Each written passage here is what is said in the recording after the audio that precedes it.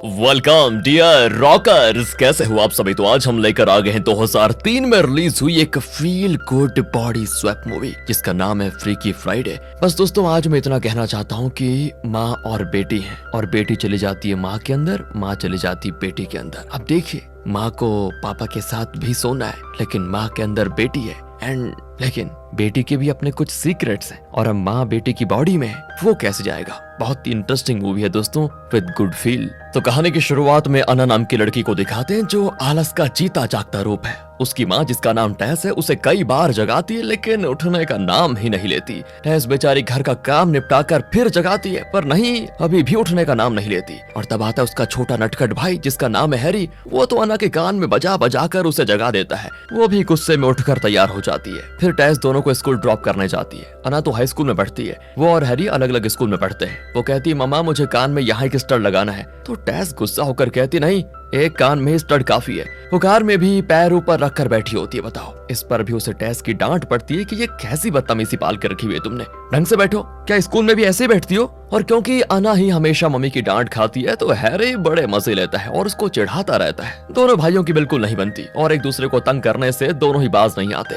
इन दोनों को मैनेज करके इन्हें स्कूल ड्रॉप करने तक तो टैस की हवा निकल जाती है। इसी बीच वो नैन्सी नाम की एक लड़की से मिलती है और उसकी माँ का हालचाल पूछती है। उसके जाने के बाद टैस अना से पूछती है कि नैन्सी और तुम्हारे बीच प्रॉब्लम क्या है, दोनों हमेशा लड़ती क्यों रहती हो। अब अना गुस्सा होकर कहती है कि देखिए मम्मी, प्रॉब्लम तो कुछ नहीं है लेकिन मुझे बचपन से वो बिल्कुल अच्छी नहीं लगती। अगर आपको हाँ अच्छी लगती है तो कर लो आप दोस्ती, मुझ पर क्यों दोस्ती थोप रही हो। कहकर वो स्कूल चली जाती है। हाँ दोस्तों, स्कूल में अना के दो फ्रेंड्स हैं। जेक नाम का उसका एक क्रश भी है लेकिन अना की कभी उससे बात करने की हिम्मत नहीं हुई। बस दूर से उसको देखकर अपना जी भर लेती है। और अना के टीचर को न जाने उससे क्या दुश्मनी है दोस्तों। वो ठीक भी लिखती है ना तो उसे गलत कहकर उसे फेल कर देते हैं। फिर क्लास के बाद वो जाकर पूछती है कि सर मैंने ठीक लिखा है, फिर मुझे कम मार्क्स क्यों दिया आपने। वो कहते हैं कि तुम्हारे आंसर्स मुझे सेटिस्फैक्टरी नहीं लगे। अब अना तो बड़बड़ाती है कि ना इनके सर के ऊपर कुछ है और ना सर के अंदर। पर टीचर को सुनाई पड़ जाता है दोस्तों और वो पनिशमेंट के तौर पर उसे डिटेंशन रूम के अंदर खड़ा कर देते हैं। इसी बीच टैस हैरी को उसके स्कूल में ड्रॉप करके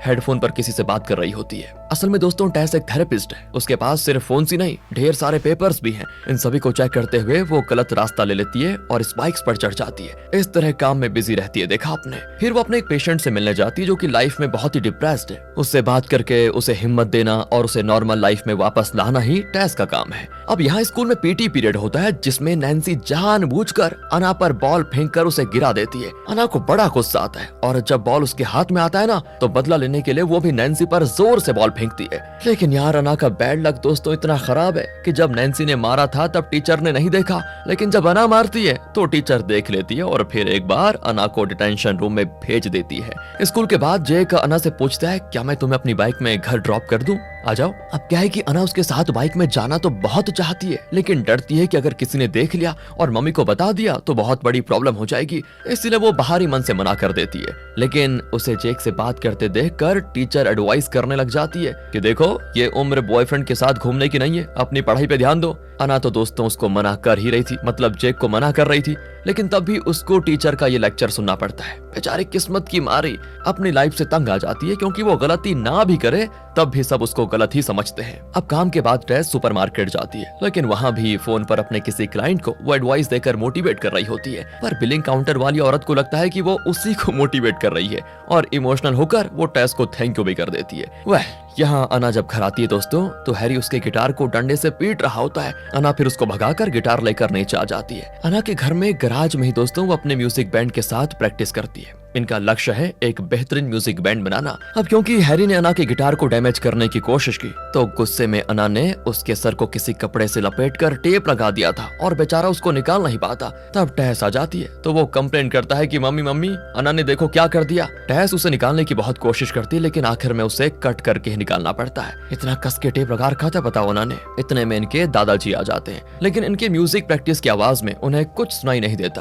फिर आता है रेयान जिनके साथ टैस की एंगेजमेंट हो चुकी है और 2-3 दिनों में इनकी शादी भी है। रुकिए दोस्तों, असल में क्या है कि 3 साल पहले टैस का पति यानी अना के पिता गुजर गए थे। इसलिए वो कोई दूसरा देख रही है। अब ये लोग आपस में बात करने की कोशिश करते हैं, लेकिन अना का म्यूजिक बैंड जो म्यूजिक बजा रहा था उनमें इनको कुछ सुनाई देता ही नहीं। गुस्से में टेस गराज का पावर ऑफ कर देती है और तब अना की फ्रेंड को एक म्यूजिक ऑडिशन का कॉल आता है। वो अना को बताती है कि सुन, कल शाम 7 बजे एक ऑडिशन है जिसमें हमारा बैंड भी हिस्सा लेगा। अगर हम उसमें सिलेक्ट हो गए ना तो काफी फेमस हो जाएंगे। लेकिन प्रॉब्लम यह है दोस्तों, परसों टेस की शादी है और कल उसके लिए एक रिहर्सल डिनर भी है जिसमें अना को भाग लेना होगा क्योंकि वो बच्ची है इनकी। लेकिन ये ऑडिशन का मौका भी वो खोना नहीं चाहती, तो वो अपने फ्रेंड से कहती कि देखो, मैं मम्मी से बात कर लूंगी और जरूर ऑडिशन के लिए पहुंच जाऊंगी। अब वो अपने कमरे में आती है तो वहाँ हैरी अपने फ्रेंड्स के साथ मिलकर मस्ती कर रहा होता है। अना फिर उसको भगाकर दरवाजा बंद करने जाती है तो पता चलता है कि दरवाजा तो है ही नहीं। वो टेस से पूछती है कि मेरा दरवाजा क्यों निकाल दिया। तब टेस कहती है कि सुनो, मेरी तुम्हारी प्रिंसिपल से बात हुई थी आज और पता चला कि आज तुम 2 बार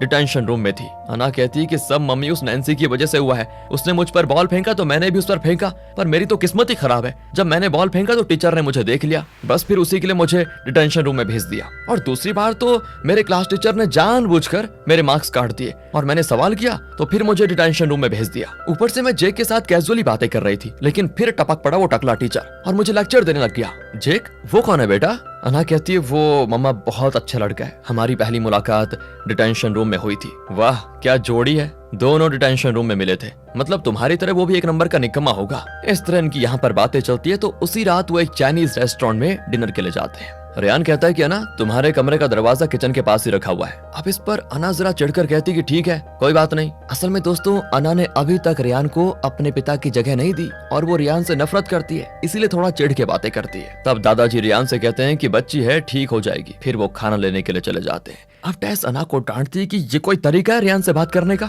अना झट से कह देती कि सॉरी मम्मी, मैं आइंदा रेयान से अच्छे से बात करूंगी और आप जो कहोगी वही करूंगी, ठीक से पढ़ूंगी, अच्छे नंबर लाऊंगी। अच्छा, ये अचानक से लोमड़ी ने अपना रंग कैसे बदल दिया? अना कहती है कि बात यह है माँ, कल जो आपकी वेडिंग का डिनर रिहर्सल है उसमें मैं नहीं आ पाऊंगी क्योंकि हमारे बैंड का एक ऑडिशन है। टेस तो गुस्से में उसको डांटती है कि मेरे डिनर रिहर्सल में मेरी बेटी नहीं होगी तो कैसे चलेगा। लेकिन अना बहस करती है कि अगर मेरा बैंड ऑडिशन में सिलेक्ट हो गया तो हमारा फ्यूचर बढ़िया रहेगा माँ, मुझे जाना ही होगा। इस बात पर दोस्तों माँ बेटी की बहस शुरू। तब उस रेस्टोरेंट की ओनर इनको देख रही होती है तो ओनर की बेटी कहती है कि प्लीज मम्मी आप वो बात मत सोचना, बहुत प्रॉब्लम हो जाएगी। अब दोस्तों वो ऐसा क्यों कह रही है ये फिलहाल तो पता नहीं। यहाँ अना अपने पॉइंट पे अड़ी रहती है कि लाइफ में एक बार तो मुझे अपनी मर्जी का कुछ करने दो मम्मा, बात बात पे आपकी पाबंदी नहीं सहूंगी मैं। अगर हम सिलेक्ट हो गए तो हम सब पढ़ाई छोड़कर अपने म्यूजिक पर कॉन्सेंट्रेट करेंगे। पढ़ाई छोड़ दोगी क्या? इसीलिए इतनी मेहनत करके तुम्हें स्कूल भेज रही हूँ मैं कि पढ़ाई छोड़ दो तुम? स्कूल की पढ़ाई उतनी मुश्किल भी नहीं होती, क्या मैं जानती नहीं? मैं खुद भी तुम्हारी उम्र से गुजर चुकी हूँ, ठीक है?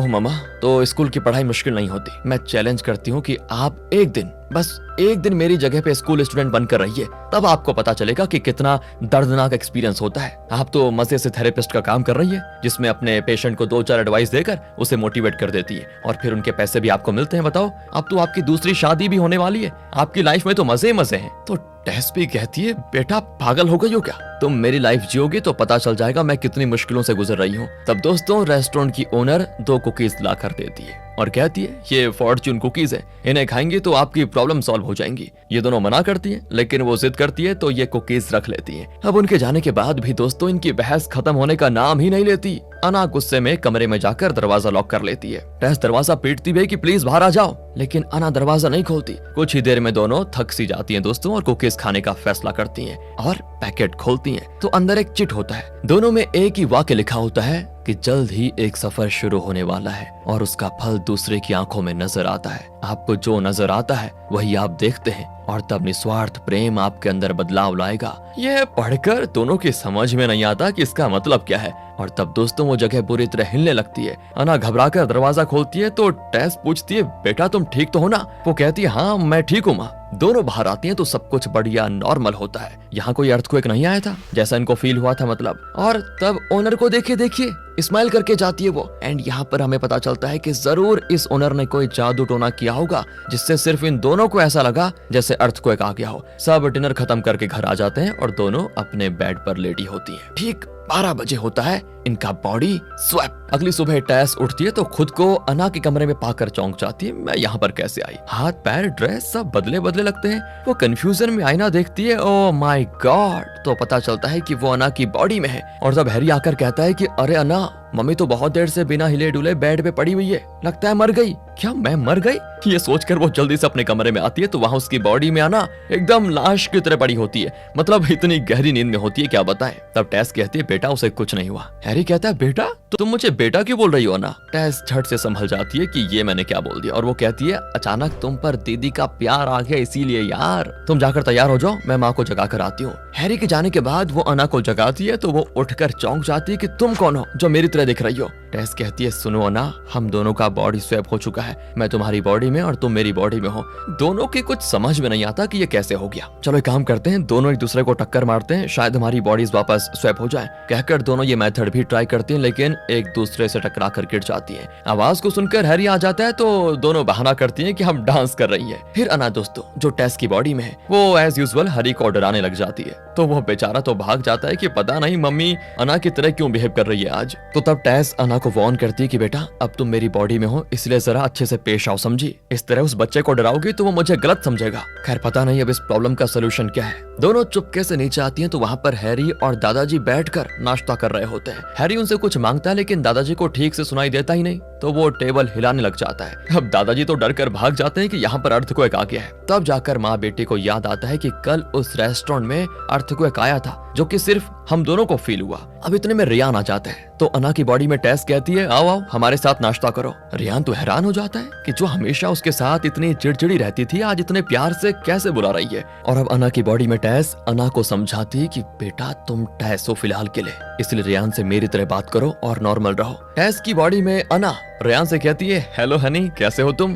अब दोस्तों एक तो अना रियान को पसंद नहीं करती, ऊपर से अना के हिसाब से वो ठहरा बूढ़ा, तो उसे रियान को हनी कहना बड़ा अजीब लगता है। तो अब अना की बॉडी में टेस कहती है देखो जब तक हमारी अपनी अपनी बॉडीज में वापसी नहीं हो जाती तब तक हमें एक दूसरे का किरदार निभाना होगा। वैसे उस रेस्टोरेंट की ओनर ही इस मुसीबत की जड़ है, क्योंकि शायद उसी कुकीज से हमारी अदला बदली हुई है। जरूर कोई जादू टोना किया उसने, उस बूढ़ी ने। लेकिन आज अना का क्लास टेस्ट है जिसके लिए अना की बॉडी में टेस को स्कूल जाना पड़ेगा, और टेस का एक इम्पोर्टेंट पेशेंट है जो कि बहुत ही डिप्रेशन में है। अगर टेस आज उसको देखने नहीं गई तो बेचारा अपनी जान ले सकता है। टेस तो कहती है मैं तुम्हारा टेस्ट आसानी से दे दूंगी बेटा, लेकिन तुम्हें भी मेरे उस पेशेंट को थेरेपी सेशन देना पड़ेगा, उसका नाम एवन है। पर टेस की बॉडी में अना कहती है मैं किसी बूढ़े की बेबी सिटर नहीं बनूंगी मम्मी, वो मरे तो मरे मुझे क्या। अना की बॉडी में टेस कहती है देखो बेटा कोई मुश्किल काम नहीं होता, बस पेशेंट की बात सुनो और बात बात पर ये पूछो कि आपको कैसा फील हो रहा है, और फिर जरा उनकी बातों को नोट डाउन करने की एक्टिंग करो, और कुछ करने की जरूरत ही नहीं है।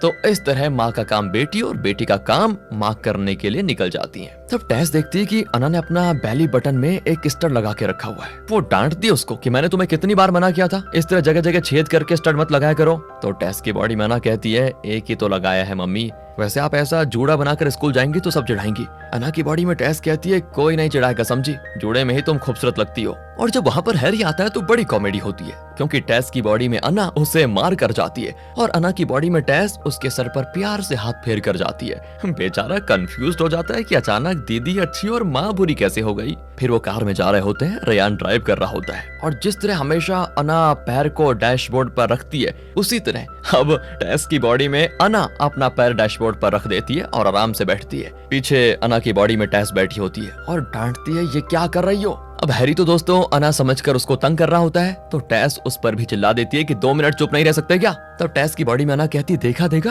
अब पता चला, जब मैं चुप भी रहती थी ना तो इसी तरह ये मुझे गुस्सा दिलाता था छेड़कर, आपका ये लाडला बेटा ही सारी चीजें करता है। अब रियान और हैरी कंफ्यूज हो जाते हैं कि माँ बेटी की तरह और बेटी माँ की तरह क्यों बात कर रही है। फिर भी रियान टेस की बॉडी में अना से कहता है कल हमारी शादी है हनी, आज के बाद तुम सिंगल पेरेंट नहीं रहोगी।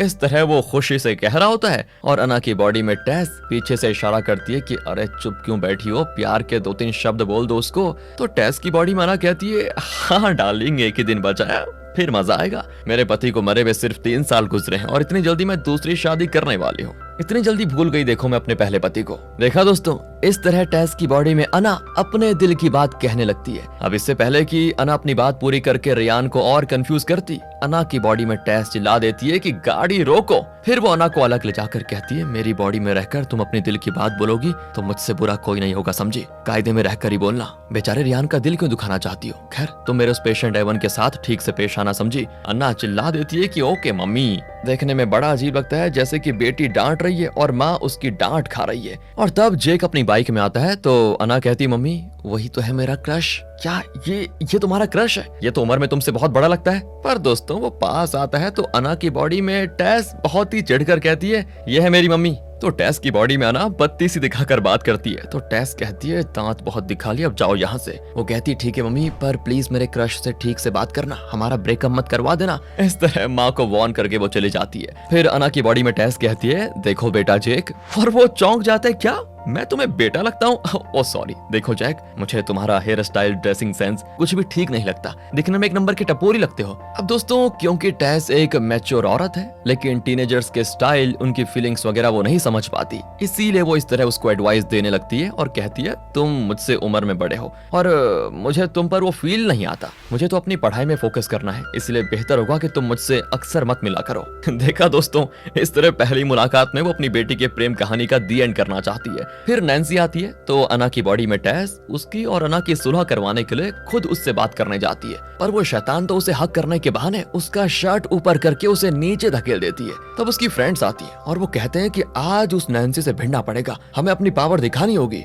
पर अना की बॉडी में टेस कहती, नहीं नहीं, हमें वॉयलेंट नहीं होना, मैं उसकी माँ से शिकायत करूंगी, देखती हूँ क्या होगा फिर। और वो चौंक जाते हैं कि अना जो बात बात पे मारपीट पे उतर आती है वो इतनी सॉफ्ट कैसे हो गई। वैसे जेक तुम्हारे आगे पीछे घूमता रहता है, उसके साथ डेट पे कब जा रही हो तुम? वो कहती, नहीं मुझे डेटिंग में इंटरेस्ट नहीं है, मुझे तो अच्छे से पढ़ना लिखना है, बस कुछ करना है जिंदगी में, तुम लोग भी पढ़ाई पे ध्यान दो और अपना फ्यूचर बनाओ, समझे। इस तरह वो आंटी की तरह एडवाइस देकर चली जाती है। ये लोग भी कंफ्यूज हो जाते हैं कि इसे हो क्या गया। और यहाँ हैरी को स्कूल में ड्रॉप करने के बाद रियान टेस की बॉडी में अना को किस करने वाला होता है, तो वो ये बहाना करके बच निकलती कि प्लीज आज नहीं, क्योंकि मेरे मुंह में फोड़ा हो रखा है। फिर टेस की बॉडी में अना अपनी माँ का क्रेडिट कार्ड वगैरह निकाल कर अपने टीनेज के हिसाब से ड्रेस खरीद कर पहनती है और अजीब सा हेयर स्टाइल कर लेती है। सब उसे किसी अजूबे की तरह देख रहे होते हैं। इतने में टेस के बैग से कई फोन्स और पेपर्स रिंग करते हैं। फोन रिंग करते हैं तो वो बौखलाकर टेस के ऑफिस पहुंच जाती है तो वहाँ के फोन्स भी लगातार रिंग कर रहे होते हैं। उसकी समझ में नहीं आता कि मम्मी एक ही टाइम पे इतने फोन्स, कॉल्स, इतने पेशेंट्स को कैसे मैनेज करती होगी। इतने में एक आदमी किसी फाइल पर उसका साइन लेने आता है तो उसे पता चलता है कि मम्मी की नजर थोड़ी कमजोर है, लेकिन इतने दिन वो किसी तरह मैनेज कर रही थी। अना को कुछ हद तक अब अपनी माँ की प्रॉब्लम समझ में आ जाती है। फिर वहाँ माँ का पेशेंट एवन आता है पर अना उसे गलती से केविन कह देती है जो उसे थोड़ा गुस्सा भी दिला देता है। फिर फोन रिंग करता है तो वो पूछता है, आप फोन नहीं उठाएंगी क्या? तो वो कहती है, उसे रिंग करने दो, फिलहाल आपका सेशन करते हैं। वो पूछता है, आपने वादा किया था कि शादी के बाद जब आप हनीमून पर जाएंगी तब भी आप फोन के जरिए मुझे थेरेपी सेशन देंगी, तो क्या वो झूठ है? इस तरह वो और टेंशन हो जाता है। तो टेस की बॉडी में अना कहती है, ओके कूल डाउन, मैं फोन उठा लेती हूँ। वो फोन उठाती है तो शादी के लिए कोई कैटरिंग सर्विस वाले कॉल कर रहे होते हैं। वो कहती, क्या $10,000? इतना महंगा कैटरिंग सर्विस मुझे नहीं चाहिए। इसी बीच एवन तो जैसे उनकी बातें सुनकर बेहोश ही होने वाला था दोस्तों। दूसरी ओर अना की बॉडी में टेस स्कूल जाती है तो उसे टीचर का मुंह देखा देखा सा लगता है। फिर टीचर सबसे क्वेश्चन पूछता है। अना की बारी आती है तो अना की बॉडी में टेस बढ़िया आंसर भी कर देती है। फिर भी वो टीचर अना को इग्नोर करता है दोस्तों, उसे अच्छे मार्क्स नहीं देता। उसकी समझ में नहीं आता कि इस आदमी को मेरी बेटी से दुश्मनी क्या है भाई। तब उसे याद आता है कि अना ने उसे कई बार इस बारे में बताया भी था। अब दोस्तों वो अपनी बेटी की समस्या को कुछ हद तक समझ पाती है और यहाँ टेस की बॉडी में अना हर पेशेंट की बात सुनकर बस एक ही सवाल करती है कि आपको कैसा फील हो रहा है। पेशेंट्स को भी जरा हैरानी होती है कि जो औरत रोज कितनी एडवाइस देती थी और कितना सॉफ्ट बात करती थी वो आज एक दो शब्द क्यों बोल रही है। एक औरत जो काफी परेशान लगती है दोस्तों, वो बताती है कि उसकी परेशानी का कारण यह है कि उसने अपनी बेटी की डायरी पढ़ी थी और उसे पता चला कि उसकी बेटी का एक बॉयफ्रेंड है। इस पर टेस की बॉडी में अना चिल्ला देती है कि आपने अपनी बेटी की डायरी क्यों पढ़ी? क्या उसकी कोई पर्सनल लाइफ नहीं हो सकती? देखिए उसमें आपको झांकने की जरूरत ही नहीं है। वो औरत तो चौंक जाती है कि ये थेरेपिस्ट है या क्या है, इसको तो खुद थेरेपी की जरूरत है। यहाँ क्लास में जब सभी चले जाते हैं तब जाकर अना की बॉडी में टेस को याद आता है कि इस टीचर को अना से दुश्मनी क्या है। दरअसल दोस्तों ये टीचर और टेस एक ही कॉलेज में पढ़ते थे। उस वक्त टीचर को टेस से एक तरफा प्यार था, लेकिन टेस ने उसके प्यार को ठुकरा दिया और वही खुन्नस वो अना पर निकाल रहा है। वो सीधे टीचर से कह देती है, देखिए सर, मैं जानती हूँ कि आप मेरी माँ से एक तरफा प्यार करते थे और माँ ने आपको ठुकरा दिया। उसी का गुस्सा आप मुझ पर निकाल रहे हैं ना जानबूझकर, और मुझे फेल भी करना चाहते हैं। अगर आपका रवैया नहीं बदला तो मैं प्रिंसिपल से कंप्लेंट करूंगी और आपकी नौकरी चली जाएगी। फिर ये सब बातें सुनकर टीचर की हालत खराब। बाहर अना के फ्रेंड्स ये देखकर चौंक जाते हैं दोस्तों। अब अना की बॉडी में टेस उनके ड्रेस वगैरह ठीक करने लगती है कि ये सब दिखाने की क्या जरूरत है। वो पूछते हैं कि तुमने अपनी माँ से बात की क्या, आज हमें ऑडिशन के लिए जाना है। पर वो कहती है माँ ने मना कर दिया यार, तुम लोग ऑडिशन के लिए चले जाओ। वो तो चौंक जाते हैं, कि तुमने तो कहा था कि तुम्हारी माँ ने जब रियान से एंगेजमेंट की है तब से उन्हें तुम्हारी जरा भी फिक्र नहीं है, तुम उनके लिए इंपॉर्टेंट नहीं हो, इसलिए वो तुम्हें उस रिहर्सल डिनर में आने को नहीं कहेंगी और तुम ऑडिशन के लिए आ जाओगे। तुमने कहा था क्या तुम्हारा वादा झूठा था? तब जाकर टेस समझ पाती है कि उसकी बेटी की उसके बारे में क्या राय है। वो कहती है देखो देखो ऐसा कुछ नहीं है, मेरी माँ मुझसे बहुत प्यार करती है, उन्होंने खुद मुझे गिटार क्लास में ज्वाइन करवाया था और तो और उन्होंने हमारे बैंड को अपने गैराज में प्रैक्टिस करने की परमिशन भी खुद दी थी। तुम्हारे पेरेंट्स अलाउ करेंगे क्या? क्योंकि मैं ऑडिशन में नहीं आऊंगी तो तुम लोग चले जाओ। एंड ये सुनने के बाद वो भी गुस्सा होकर चले जाते हैं। तब अना की बॉडी में टेस को पिकअप करने टेस की बॉडी में अना आती है और बहुत ही रैश ड्राइव करती है। टेस डांटती है कि मैंने तुम्हें टैक्सी में आने को कहा था ना, इस तरह ड्राइव करके किसी पर गाड़ी ठोक देती तो। और तब वो देखती है कि अना ने उसकी बॉडी का क्या हाल बना के रखा हुआ है, उसने टेस का हुलिया ही बदल डाला था। इस बात पर भी दोनों की बहस होती है। फिर अना की बॉडी में टेस गाड़ी में चढ़ जाती है और कहती है कि गाड़ी मैं चलाऊंगी। टेस की बॉडी में अना कहती है कि देखिए अगर आप गाड़ी चलाएंगी तो अंडर एज होने की वजह से पुलिस पकड़ लेगी, कहकर वही ड्राइव करती है और काफी रैश ड्राइविंग करती है। और तो और दोस्तों वो ढेर सारा जंक फूड खाती है। अना की बॉडी में टेस फिर भड़क जाती है कि जंक फूड खाकर मेरा पेट खराब मत करो, मुझे दो, मैं खाकर तुम्हारा पेट खराब करती हूँ। ये कहकर वो उसका फ्रेंच फ्राइज छीनकर खुद खा लेती है और कहती है वाह जंक फूड खाने का मजा ही कुछ और है। फिर वो उस रेस्टोरेंट की ओनर से मिलने जाती है, लेकिन इनको देखते ही वो बूढ़ी भागने लगती है। दोस्तों उसकी बेटी उसको रोक लेती है और डांटती है कि मैंने मना किया था ना माँ कि ऐसा मत करो, फिर भी आप अपने जादू टोने से बाज नहीं आई। असल में दोस्तों ये बूढ़ी बहुत से लोगों की इस तरह अदला बदली करवा चुकी है। अना और टेस अक्सर इस रेस्टोरेंट में आती थी और हर बार इन्हें आपस में लड़ते बहस करते देखकर उसने फैसला किया था कि इनकी बॉडी जरा बदल देती हूँ, तब जाकर दोनों को एक दूसरे की प्रॉब्लम समझ में आएंगी। फिर वो अपनी बेटी को चाइनीज में कुछ बताकर चली जाती है। बेटी बताती है कल आपकी शादी है ना, आपका वापस अपनी बॉडी में लौटना आपके हाथों में है, इस समस्या का समाधान भी आपको अपने अंदर ही ढूंढना है। टेस पूछती है तो क्या तुम कुछ नहीं कर सकती? वो कहती नहीं, मैं बस एक काम कर सकती हूँ, कल आपकी शादी के लिए कैटरिंग सर्विस कर सकती हूँ और वो भी अच्छे डिस्काउंटेड रेट पर। अरे यहाँ जान पे जान बनाई है और तुम्हें डिस्काउंट की सूझ रही है? नहीं चाहिए तुम्हारी कैटरिंग सर्विस, मैं पहले किसी दूसरे कैटरिंग सर्विस को बुक कर चुकी हूँ। पर तब टेस की बॉडी मना कहती है नहीं मम्मा, मैंने उस कैटरिंग को कैंसिल कर दिया है, वो लोग $10,000 मांग रहे थे, ये चाइनीज हमें 10% का डिस्काउंट देंगी, हम इसी को ले लेते हैं। और कोई रास्ता न पाकर दोनों उसे बुक करके बाहर आती है तो टेस की बॉडी में आना रोती है कि अब तक लाइफ में मैंने कुछ देखा ही नहीं, जवानी तक पहुंची भी नहीं, लेकिन मेरी एक बूढ़े से शादी होने वाली है, मैं शादी नहीं करूंगी मम्मा। इतने में हैरी के स्कूल से पेरेंट्स टीचर मीटिंग के लिए एक कॉल आता है। अना की बॉडी में टेस कहती है कि बेटा तुम हैरी के स्कूल जाओ और मीटिंग में ठीक से बात करना, कुछ अनाप शनाप मत बोल देना और मैं तुम्हारा टेस्ट देने स्कूल जाती हूँ। टेस की बॉडी में अना हैरी के स्कूल चली जाती है और वो उसे प्यार से मम्मी पुकारता है, लेकिन वो तो उसको डांट पटकार कर अंदर चली जाती है। टीचर कहती है कि आपका बेटा बहुत ही होशियार बच्चा है, कभी कोई शैतानी नहीं करता। हाँ, टेस की बॉडी में अना सोच लेती है कि हैरी और शैतानी नहीं करता, अगर घर पर आकर देखेगा ना टीचर फिर पता चलेगा आपको कितना पहुंचा हुआ शैतान है ये बंदर कहीं का। देखिए वैसे स्कूल के कुछ बच्चे उसे बुली करते हैं, इसी वजह से वो परेशान रहता है बेचारा। तो टेस की बॉडी में अना कहती है अच्छी बात है, इस उम्र में बुलिंग वगैरह को फेस करेगा तभी तो आगे जाकर स्ट्रांग बनेगा। इस तरह मैनेज करके वो बच निकलने की कोशिश करती है, लेकिन टीचर उसको रोक कर कहती है आपका बेटा गणित में जरा कमजोर है, लेकिन हाँ इंग्लिश उसकी बहुत ही अच्छी है, उसने एक ऐसे भी लिखा है, ये कहकर वो ऐसे दिखाती है। उसमें हैरी ने अपनी दीदी यानी अना के बारे में बहुत अच्छी अच्छी बातें लिखी होती है कि माई सिस्टर इज बेस्ट, जिसे पढ़कर टेस की बॉडी में अना बहुत इमोशनल हो जाती है कि बाहर से तो वो हमेशा मेरे साथ लड़ता है, लेकिन अंदर ही अंदर उसे मुझसे बहुत प्यार भी है।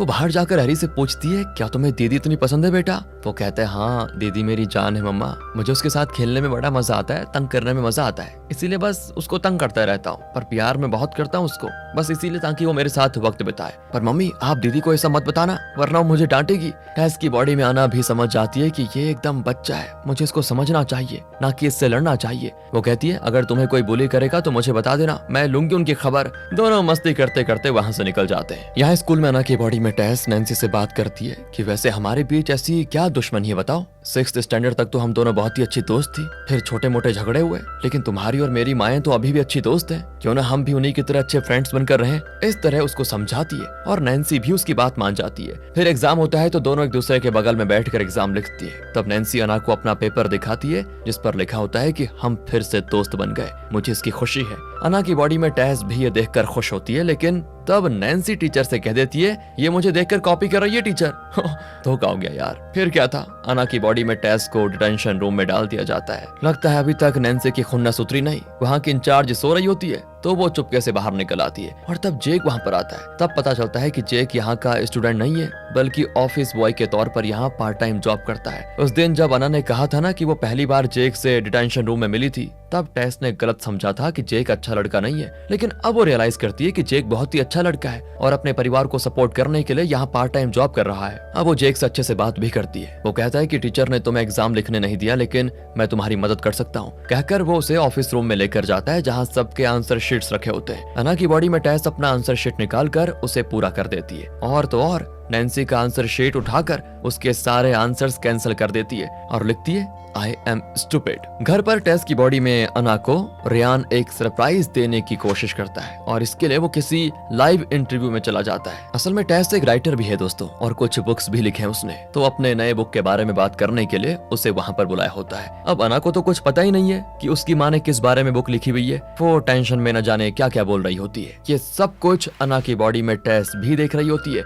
और फैसला करती है कि इससे पहले ये मेरा बना बनाया करियर खराब कर दे, मुझे वहाँ पर पहुँचना ही होगा। वो जेक से लिफ्ट मांगती है तो वो कहता है कि मेरे सेकंड पार्ट टाइम जॉब का टाइम हो चुका है, मैं तुम्हें स्टूडियो में ड्रॉप नहीं कर सकता और तो और मेरे साथ राइड करोगी तो तुम्हारी माँ भी तो हमको डांटेगी ना। ये कहकर वो इनकार करके चला जाता है। वहाँ टेस की बॉडी में अना सोफे के ऊपर पैर रखकर एकदम टीनेजर वाली वाइब दे रही होती है। ऑडियंस उसकी खूब तारीफ करते हैं क्योंकि उसकी बातें बड़ों को ही नहीं टीनेजर्स को भी काफी अपीलिंग लगती है। ये देखकर तो दादाजी, रियान और हैरी भी बौखला जाते हैं कि मम्मी ऐसे भी वाइब करती है क्या। इंटरव्यू खत्म करके टेस की बॉडी में अना एक रेस्टोरेंट में जाती है जहाँ जेक को देखकर वो पूछती है कि तुम यहाँ पर क्या कर रहे हो। अब उसको टेस समझकर जेक कहता है कि मैं यहाँ पार्ट टाइम काम करता हूँ। फिर दोनों काफी देर बातें करते हैं। उसकी बातों से जेक को ऐसे लगता है जैसे कि वो बहुत समय से टेस को जानता है और वो इसीलिए क्योंकि वो है तो अना दोस्तों। खैर वो कहती है मेरी वेडिंग रिहर्सल का टाइम हो गया, मुझे जाना होगा। जेक कहता है कि आप चाहें तो मैं आपको वेन्यू पर ड्रॉप कर सकता हूँ। अना तो भूल ही जाती है कि वो अपनी माँ की बॉडी में है और मस्त उसके कंधे पर सर रखकर राइड करती है। तब रियान देख लेता है और सोचता है कि ये इस लड़के के साथ कहाँ जा रही है। उसे जरा शक भी हो जाता है। घूम फिर कर जब टेस की बॉडी में अना घर आती है तो अना की बॉडी में टेस उसे खूब डांटती है। दादाजी और हैरी कंफ्यूज हो जाते हैं कि बेटी माँ को क्यों डांट रही है, ये चल क्या रहा है। अना की बॉडी में टेस कहती है कुछ नहीं दादाजी, एक थेरेपी के लिए मैं और मम्मी रिहर्सल कर रही है जिसमें मैं मम्मी की तरह और मम्मी मेरी तरह बात करेंगी। दादाजी कहते हैं ये तो बढ़िया आइडिया है, मैं और हैरी भी ट्राई करेंगे, मेरी तरह हैरी और हैरी की तरह मैं बात करूंगा। दादाजी हैरी की तरह बोलकर उसको चिढ़ाते हैं तो वो दादाजी की तरह अर्थक्वेक कहकर उन्हें चिढ़ाता है। बताओ, ऊपर माँ बेटी को डांटती है कि तुम मेरी बॉडी में जेक के साथ क्यों घूमी। इतने में रियान आ जाता है और टेस की बॉडी में अना से पूछता है कि तुम बाइक में किसके साथ जा रही थी। तब अना की बॉडी में टेस कहती है वो मेरा बॉयफ्रेंड है, मैंने ही माँ को उससे मिलने को कहा था कि आप उससे मिलेंगी तो वो आपको जरूर अच्छा लगेगा, फिर मेरा लाइन भी क्लियर हो जाएगा ना, इसीलिए शायद वही माँ को ड्रॉप करने आया होगा। वैसे माँ को वो लड़का काफी पसंद आ गया है और उन्हें खुशी है कि मैंने अपने लिए कितना बढ़िया लड़का ढूंढा। अपनी माँ की बातें सुनकर टेस की बॉडी में आना बड़ी खुश हो जाती है कि अब माँ को जेक से कोई शिकायत ही नहीं है।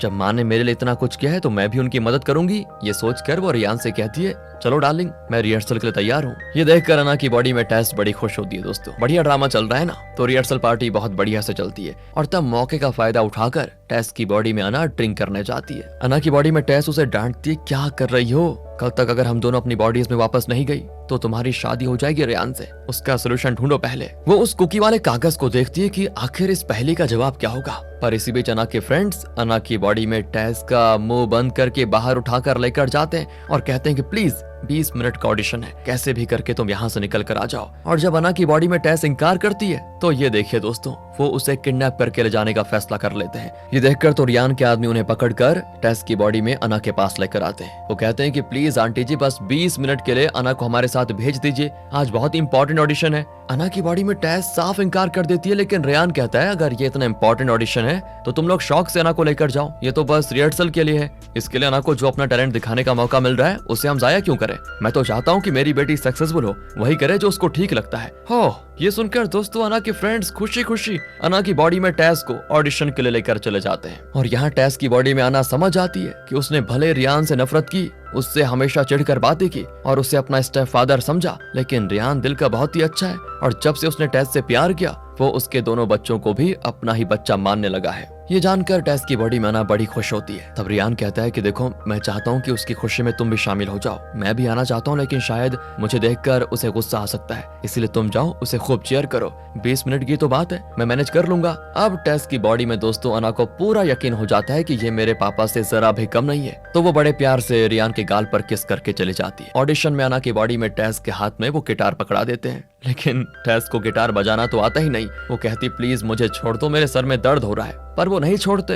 इतने में ऑडिशन शुरू हो जाता है, सब बढ़िया प्ले करते हैं, सिर्फ अना की बॉडी में टेस गिटार से बहुत अजीब और बेसुरी आवाजें निकालती है। और तब टेस की बॉडी में अना झट से स्टेज के पास आकर कहती है कि माँ, मैं आपके गिटार का प्लग निकाल देती हूँ, आप बस बजाने की एक्टिंग करो, बाकी मैं संभाल लूंगी। अब अना की बॉडी में टेस भी स्टेज पर जाती है और एक्टिंग शुरू कर देती है अपनी। और फिर क्या था दोस्तों, इनका परफॉर्मेंस ऑडियंस की वाइब से बटोर लेता है और आखिर इन्हीं की टीम ऑडिशन में जीत जाती है। अना की बॉडी में टेस बड़ी खुश होती है और अना के लिए बहुत प्राउड फील करती है। वो कहती है सॉरी बेटा, मुझे नहीं पता था कि तुम इतना बढ़िया बजाती हो, तुम सच में बहुत टैलेंटेड हो, एकदम रॉक स्टार। पर अब वेडिंग रिहर्सल के लिए देरी हो जाती है, तो वो जल्दी वेडिंग वेन्यू पहुंच जाते हैं। अना की बॉडी में टेस कहती है देखो अना, मुझे नहीं लगता कि हम दोनों वापस अपनी बॉडीज में जा पाएंगे, इसलिए तुम रेयान से कह दो कि हम शादी को कुछ दिन के लिए पोस्टपोन कर देते हैं। अगर वो सच में मुझसे प्यार करता है तो जरूर समझ जाएगा कि इसके पीछे कोई ना कोई वजह जरूर है। टेस की बॉडी में अना भी वहां जाकर सबके सामने कह देती है कि 3 साल पहले मेरे पति का देहांत हो गया था, जिससे मेरा पूरा परिवार टूट सा गया था। फिर वक्त के साथ साथ हम सब अपनी लाइफ को संभालने लगे।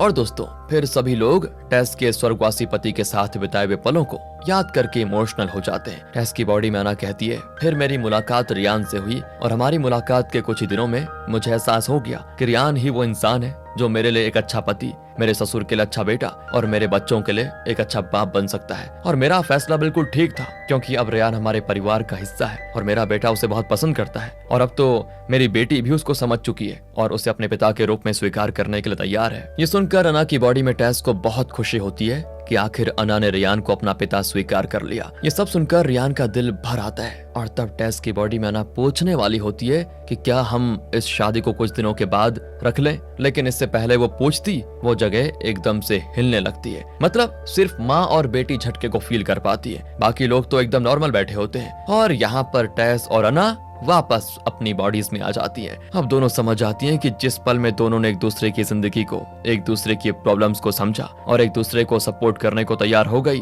तब जाकर ये दोनों अपनी बॉडीज में लौट आई। यही था वो सोल्यूशन जो इन्हें खुद ढूंढना था। अब अना एक ड्रिंक लेकर पहली बार रियान को पापा कहती है और ये भी कहती है मैं इस परिवार में आपका स्वागत करती हूँ। रियान एक बार टेस से पूछ लेता है कि क्या सच में अना ने मुझे एक्सेप्ट कर लिया है। टेस कहती है हाँ, वो तो दिल से तुम्हें अपना पापा मान चुकी है। तो दोस्तों अगले दिन टेस और रियान की होती है शादी। माँ बेटी एक दूसरे को थैंक करती है और पिछली हरकतों के लिए एक दूसरे को सॉरी भी कह लेती है। तब जेक आता है तो टेस खुद अना से कहती है लो आ गया तुम्हारा बॉयफ्रेंड, जाओ उससे बातें करो। अना भी उसके पास जाती है और उसे प्रपोज कर देती है। दोनों मजे से डांस करते हैं। दूसरी ओर दादाजी हैरी से कहते हैं कि वो देखो वो लड़की तुम्हें देख रही है, जाओ उसके साथ डांस करो। हैरी कहता है नहीं मैं नहीं जाऊंगा। दादाजी कहते हैं इस तरह अपनी जवानी बर्बाद मत करो पोते, अगर मैं तुम्हारी उम्र का होता तो अभी तक न जाने कितनी गर्लफ्रेंड्स बना चुका होता। और तब उस रेस्टोरेंट की ओनर वही जादू टोने वाली बुढ़िया दोस्तों 2 फॉर्च्यून कुकीज लेकर इनकी ओर आती है। उसकी बेटी भागकर आ जाती है कि प्लीज उनके साथ ऐसा मत करो। अब इससे पहले कि दादाजी और हैरी कुकीज निकालते, ओनर की बेटी झपट कर उनके कुकीज छीन लेती है। अगर वो लोग उसे खा लेते तो जरूर दादाजी और हैरी की बॉडी स्वैपिंग हो जाती और दादाजी को फिर स्कूल जाना पड़ जाता। कोई बात नहीं दोस्तों, फिर अना और उसके फ्रेंड्स का एक बैंड कॉन्सर्ट होता है और सब खूब एंजॉय करते हैं। इसी हैप्पी मोमेंट के साथ ये मूवी यहाँ पर खत्म होती है। बाकी अब आप बताइए आपने मजा किया कि नहीं, आपको स्टोरी कैसे लगी, एक्सप्लेनेशन कैसा लगा बता दीजिए। मिलते हैं आपसे अगली वीडियो में, ध्यान रखिए अपना, बहुत जरूरी है। And finally thanks for watching.